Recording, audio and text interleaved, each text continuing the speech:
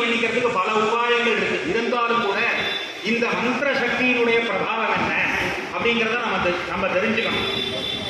அந்த நம்பிக்கையில தான் நம்ம இங்கே வந்திருக்கோம். எல்லாரும் இங்கே கூடியிருக்கிறது எதுக்கு அப்படின்னு கேட்டால், அந்த மந்திர சக்தி, அந்த ஜபம், அந்த ஹோமம் நமக்கு சத்தியாக உடனடியாக பலனை கொடுக்க வல்லது அப்படிங்கிறத நம்ம தீர்மானமாக தெரிஞ்சிட்டவர்களாக தான் இங்கே கூடியிருக்கோம். இருந்தாலும் அதை பற்றி இப்போ நம்ம சொல்ல வர்றது என்ன அப்படின்னு கேட்டால், பல உபாயங்கள் இருக்கு. அந்த உபாயங்களால நமக்கு அந்த பலப்பிராப்தி ஏற்பட்டாலும் தெய்வத்தினுடைய கருணையினால, இந்த மந்திர சக்தியினால ஏற்படக்கூடியதான ஒரு பலன் இருக்கே, அது ஆச்சரியமாக அமோகமாக, அதை நம்ம விளக்க முடியாது.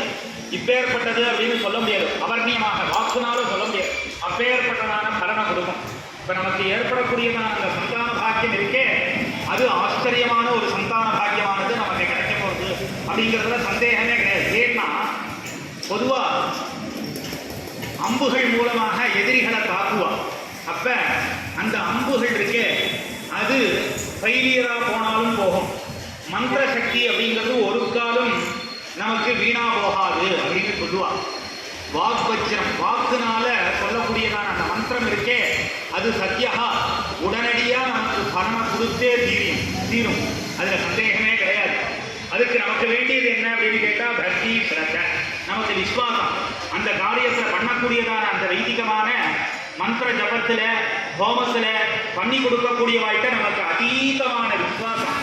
எவ்வளவுக்கு யாவதி ஸ்ரத்தா சித்திர் பவதி தாவதி அப்படின்னு ஒரு தீர்த்தத்தில், கங்கை போன்றதான புண்ணிய நதிகள்லாம் இருக்கே, அதில் போய் ஸ்நானம் பண்ணும்போது நமக்கு எவ்வளவுக்கு எவ்வளவு விஸ்வாசம் ஜாஸ்தியாக இருக்கோ அவ்வளவுக்கு அவ்வளவு அந்த தீர்த்தமானது நமக்கு பலனை கொடுக்கறது அப்படின்னு சொல்லுவாங்க.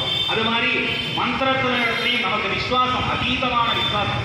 100க்கு 100% இந்த மந்திரமானது, இந்த ஹோமமானது, அவள் செய்து கொடுக்கக்கூடியதான அந்த காரியமானது நமக்கு பலனை கொடுக்கும் அப்படின்னு நம்ம நம்பினோமாகி அது கட்டாயம் நமக்கு பலனை கொடுக்கும்.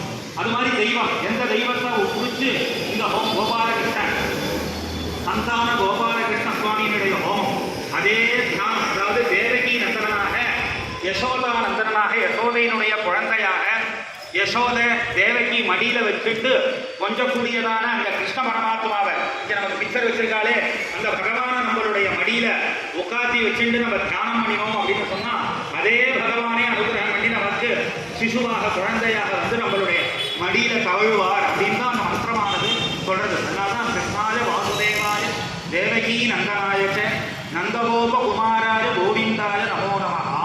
கிருஷ்ண பரமாத்மாவே அகிலாண்ட கோட்டி பிரம்மாண்டத்தை, உலகத்தை சிருஷ்டி பண்ணக்கூடியதான அந்த பரமாத்மா குழந்தையாக மதுரா